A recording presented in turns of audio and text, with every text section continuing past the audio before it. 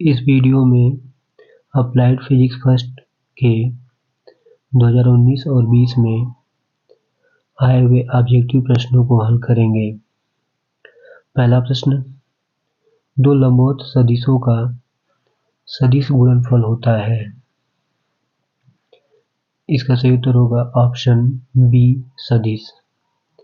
यदि दो vector A और बी है तो इनका जो सदिश गुणन होता है A B sine theta with direction.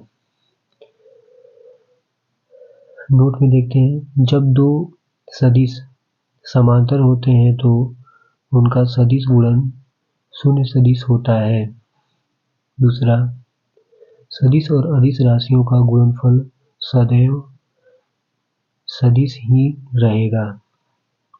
सदिश राशियां वे भौतिक राशियां जिनको पूर्णतः व्यक्त करने के लिए परिमाण के साथ दिशा की भी आवश्यकता होती है, सदिश राशियां कहलाती हैं। जैसे विस्थापन, वेग, बल, बल आघूर्ण, संवेग आदि। अदिश राशियों की बात करें तो अदिश राशियां वे भौतिक राशियां जिनको पूर्णतः व्यक्त करने के लिए केवल परिमाण की आवश्यकता होती है, दिशा की नहीं, अदिश राशियां कहलाती हैं। अगला प्रश्न दूसरा, ऊष्मा संरक्षण का नियम है। इसका सही उत्तर होगा ऑप्शन ए ऊष्मागतिकी का प्रथम नियम। नोट, ऊष्मागतिकी का प्रथम नियम ऊर्जा संरक्षण के नियम का ही रूप है।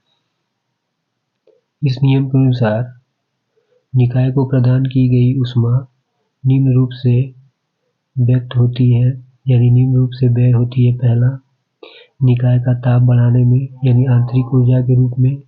दूसरा, बाह्य कार्य करने में। यदि किसी निकाय को Q ऊष्मा दी जाती है तो एक इक्वेशन प्राप्त होता है Q = ΔU + W, जहाँ पे Q निकाय को दी गई ऊष्मा है, ΔU आंतरिक ऊर्जा में परिवर्तन, W बाह्य कार्य।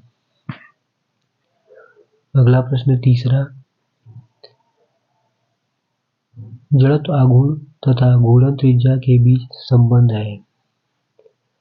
इसका सही उत्तर होगा ऑप्शन बी I = mk²। कभी कभी ऑप्शन में k √IM दे देता है, जो कि इसको अगर सॉल्व करेंगे k का मान निकालेंगे तो इतना ही आएगा। चौथा प्रश्न, भूस्थैतिक उपग्रह की पृथ्वी सतह से ऊंचाई लगभग कितनी होती है? तो इसका उत्तर होगा 36,000 किलोमीटर। भूस्थैतिक उपग्रह क्या होता है देखते हैं नोट में।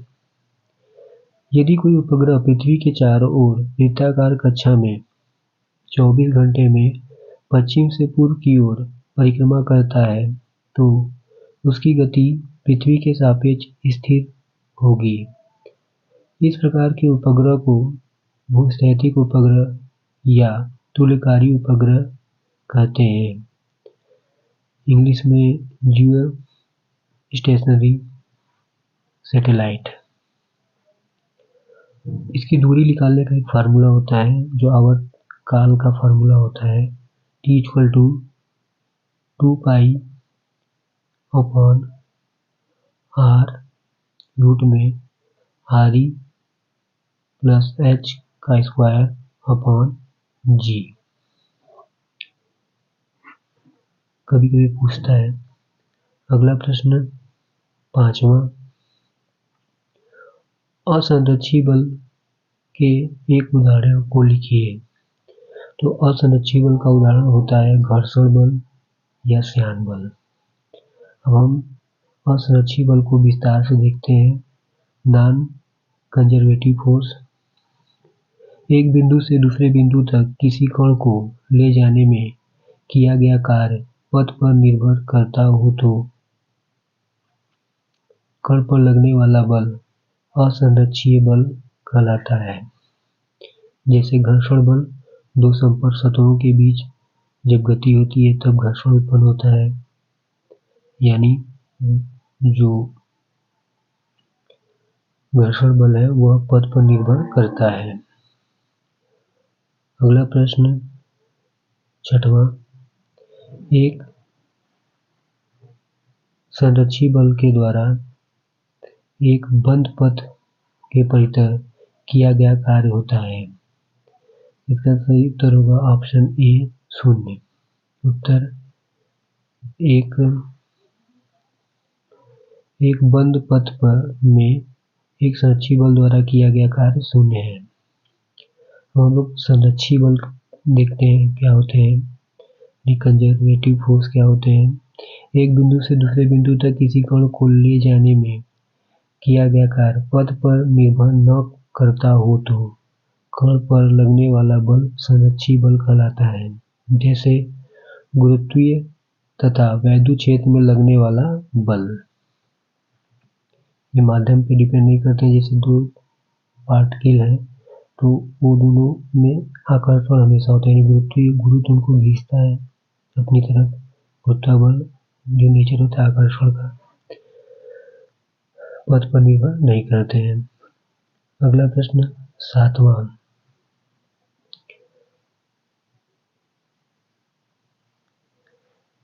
श्यान द्रव से होकर स्वतंत्रता पूर्वक गिरते हुए पिंड के सीमांत वेग का सूत्र लिखिए। सीमांत वेग का सूत्र v = 2/9 r² ρs - ρl × g/η। ये फार्मूला होता है सीमांत वेग का। नोट, स्टोक्स के अनुसार यदि r त्रिज्या के गोले को किसी श्यान द्रव में गिराया जाता है तो वह शीघ्र ही नियत वेग प्राप्त कर लेता है, जिसे सीमांत वेग कहते हैं। जब किसी पात्र में द्रव भरा है उसमें कोई भी r त्रिज्या का गोला जब गिराते हैं तो उसके ऊपर 3 बल काम करते हैं। पहला एक उसका भार जो कि उसे नीचे की तरफ ले जाता है गुरुत्व के कारण, और एक बल होता है उत्प्लावन बल जो कि ऊपर की ओर लगता है, और एक बल जो है श्यान बल जो कि ऊपर की ओर लगता है, और उसकी जब उसका भार और ऊपर लगने वाले उत्प्लावन बल और श्यान बल का योग दोनों जब बराबर उनके भार के बराबर हो जाता है तो पिंड एक नियत वेग से नीचे जाने लगती है, जिसे सीमांत वेग कहते हैं। 8वां प्रश्न, द्रव में ऊष्मा संचरण की विधि का नाम लिखिए। तो द्रव में या गैसों में या प्लाज्मा स्टेट में जो ऊष्मा का संचरण की विधि होती है वो होती है संवहन, यानी कन्वेक्शन। तो कन्वेक्शन क्या होता है देखते हैं। ऊष्मा संचरण की वह विधि जिसमें पदार्थ के कण ऊष्मा ग्रहण करने के बाद स्वयं एक स्थान से दूसरे स्थान पर जाकर ऊष्मा पहुंचाते हैं, संवहन कहलाता है। तरल पदार्थ, गैस, द्रव या प्लाज्मा में संवहन ऊष्मा के अंतरण का एक मुख्य विधि है। अगर कुछ और अन्य की बात करें, चालन, यानी दो ठोस पदार्थों के बीच में जो ऊष्मा का संचरण की विधि होती है उसे चालन कहते हैं। और एक होता है विकिरण, जिसमें ऊष्मा संचरण के लिए माध्यम की आवश्यकता नहीं होती है। जैसे सूर्य से पृथ्वी पे जो प्रकाश आता है तो जिससे हीट प्राप्त होती है वो विकिरण का उदाहरण है। ऐसे कई उदाहरण है। अगला प्रश्न 9वां, रेखीय प्रसार गुणांक के सूत्र को लिखिए। तो इसका सूत्र होता है अल्फा = ΔL/L × ΔT। रेखीय प्रसार गुणांक को अगर एक्सप्लेन करें यदि लंबाई का मान 1 हो जाए और ताप को 1 डिग्री बढ़ाया जाए तो रेखीय प्रसार गुणांक होगा किसी पदार्थ की एकांक लंबाई की छड़ का ताप 1 डिग्री से बढ़ाने पर उसकी लंबाई में जो वृद्धि होती है उसे उस पदार्थ का रेखीय प्रसार गुणांक कहते हैं। अगला प्रश्न, यंग प्रत्यास्थता गुणांक के बीमी सूत्र को लिखिए। हमने आपको बताया था कि यंग प्रत्यास्थता गुणांक हो या दृढ़ता प्रत्यास्थता गुणांक हो या आयतन प्रत्यास्थता गुणांक हो या प्रतिबल हो, सबकी बीमा होती है ml⁻⁻1 T⁻²। यंग प्रत्यास्थता गुणांक को देखें हम तो आप डिफाइन कर सकते हैं अनुदैर्ध्य प्रतिबल तथा अनुदैर्ध्य विकृति के अनुपात को उस वस्तु के पदार्थ का यंग प्रत्यास्थता गुणांक कहते हैं। यंग प्रत्यास्थता गुणांक को y से डिनोट करते हैं बराबर अनुदैर्ध्य प्रतिबल बटा के अनुदैर्ध्य विकृति। अगला प्रश्न 11वां देखते हैं हम लोग। एक भौतिक राशि का नाम लिखिए जिसकी बीमा नहीं होती, नहीं डायमेंशनलेस क्वांटिटी, विकृति, रेडियन और घर्षण गुणांक, इन सभी की बीमाएं नहीं होती, यानी मात्रक नहीं होते। अगला प्रश्न 12वां, ये बार बार क्वेश्चन आता है, आप देखे होंगे हर साल रिपीटेड क्वेश्चन आते हैं ये। इसकी जो मात्रक होता है वो न्यूटन पर मीटर स्क्वायर होता है। इसकी बीमा जो होती है ml⁻⁻1 T⁻²। आप यहाँ पे देखिए इसकी जो बीमा है और जो यंग प्रत्यास्थता की बीमा है, दोनों की बीमाएं सेम है। इसी तरह आयतन प्रत्यास्थता गुणांक और दृढ़ता प्रत्यास्थता गुणांक, इन चारों की बीमाएं सेम होती है ml⁻⁻1 T⁻²। अब हम देखते हैं 2020 में आए हुए प्रश्नों को हल करेंगे। पहला प्रश्न है किसी सूत्र में दी गई किस राशि को सबसे अधिक परिशुद्धता से नापना चाहिए। तो किसी सूत्र में अगर कई राशियां हैं उनमें से जिस राशि की घात सबसे अधिक होगी उसे हम शुद्धता से नापेंगे। जैसे उत्तर में लिखा हुआ है सूत्र में सर्वोच्च घात वाली राशि को, क्योंकि राशि के मापन में होने वाली त्रुटि उसके पावर में जितना गुना होगा यानी n गुना आवर्धित हो जाती है। तो आप लोग समझ रहे होंगे कि अगर कोई सूत्र दिया है उसमें जो राशि है उन राशियों से जिस राशि में सबसे अधिक घात है उसको अच्छे से नापना चाहिए। अगला प्रश्न दूसरा, एक फोटॉन की ऊर्जा E तथा उसकी आवृत्ति v से संबंध E hv द्वारा व्यक्त होता है, जहाँ h प्लांक नियतांक है। h का बीमी सूत्र लिखिए। तो प्लांक नियतांक h की जो बीमा होती है वो होती है ml² T⁻⁻1 ml² T⁻⁻1 मात्रक जूल सेकेंड होता है। अगला प्रश्न है तीसरा, एक पिंड समान चाल से r त्रिज्या के वृत्तीय मार्ग पर चल रहा है। यदि परिभ्रमण आवृत्ति n हो तो अभिकेंद्र त्वरण A n तथा r के पदों में बताइए। A का मान n और r के पदों में लिखना है, तो इसका सही उत्तर होगा अभिकेंद्र त्वरण A बराबर 4π² n² इंटू r। फिर से देखते हैं A = 4 into π² into n² into r। इसको याद कर लेंगे, बार बार क्वेश्चन पूछे जाते हैं। अगला प्रश्न चौथा देखते हैं, यदि पृथ्वी अपनी अक्ष के परितः घूमना बंद कर दे तो g के मान पर क्या प्रभाव पड़ेगा। इसका उत्तर होगा यदि पृथ्वी अपने अक्ष के परितः घूमना बंद कर दे तो ध्रुवों के अतिरिक्त प्रत्येक स्थान पर g के मान में वृद्धि हो जाएगी। यानी ध्रुवों के अतिरिक्त जो भी पृथ्वी का अन्य भाग है वहाँ पे g के मान में वृद्धि हो जाएगी अगर पृथ्वी अपने अक्ष पे घूमना बंद कर दे तो। 5वां प्रश्न, पृथ्वी सतह पर पलायन वेग का व्यंजक लिखिए। होता है VE यानी पलायन वेग बराबर रूट में 2G ME/RE, या इसे हम और व्यक्त कर सकते हैं V इक्वल टू रूट में 2g RE।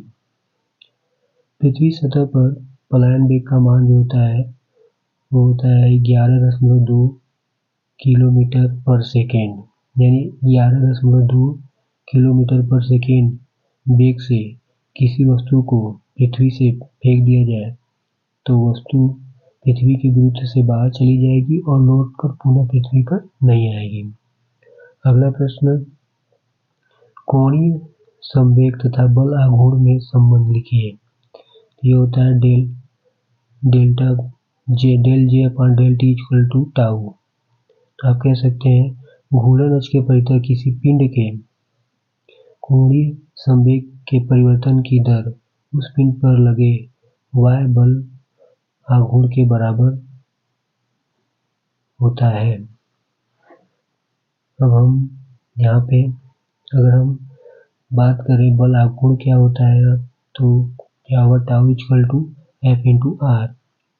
इसको डिफाइन कैसे करेंगे, किसी y बल द्वारा किसी वस्तु को किसी अक्ष के चारों ओर घुमाने के प्रभाव को उस बल का आघूर्ण या बल आघूर्ण कहते हैं। किसी y बल द्वारा किसी वस्तु को किसी अक्ष के चारों ओर घुमाने के प्रभाव को उस बल का आघूर्ण या बल आघूर्ण कहते हैं। अगर कोई पूछे कोणीय संवेग एंगुलर मोमेंटम, घूर्णन गति में घूर्णन अक्ष के परितः कण के रेखीय संवेग के आघूर्ण को कण का कोणीय संवेग कहते हैं। J equal to P into R। अगला प्रश्न 7वां, श्यान द्रव में एक छोटे ठोस गोले की गति के लिए स्टोक्स सूत्र लिखिए। ये होता है F equal to 6 pi eta RV, जहाँ पे R गोले की त्रिज्या, ईटा द्रव की श्यानता, V गोले का वेग। अगला प्रश्न, पृष्ठ तनाव का SI मात्रक लिखिए। इसका सही उत्तर होगा न्यूटन पर मीटर। इसकी बीमा जो होती है वो होती है m/(10⁻²). अगला प्रश्न,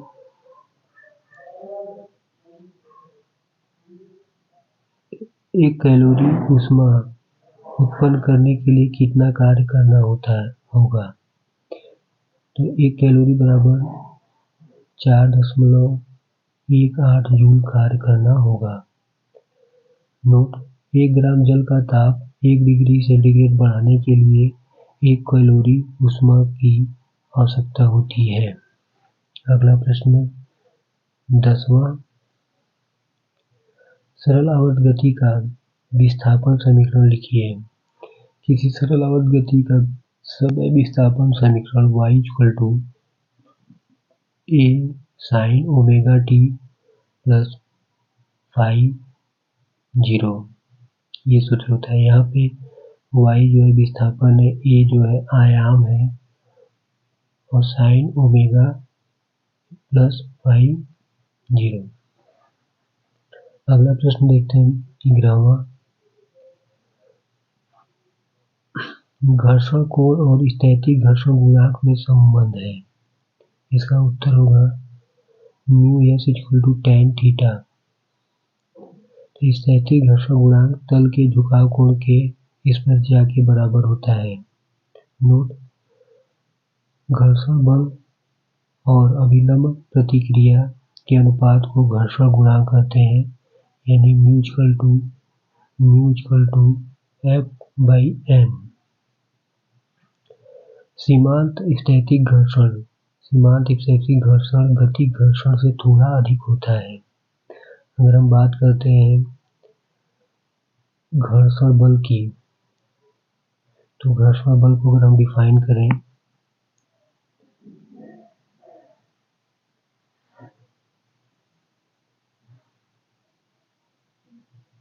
तो घर्षण बल बराबर होगा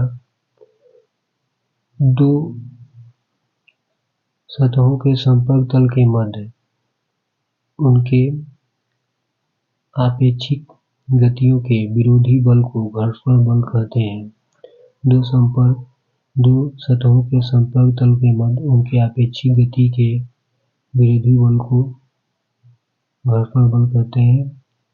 F = μ/n। अगला प्रश्न, जब ध्वनि तरंग वायु से जल में आती है तो क्या अपरिवर्तित रहता है? इसका सही उत्तर होगा आवृत्ति। जब ध्वनि तरंग वायु से जल में अपवर्तित होती है तो आवृत्ति अपरिवर्तित रहती है, जबकि अन्य सभी दिए गए माप परिवर्तित होते हैं। धन्यवाद।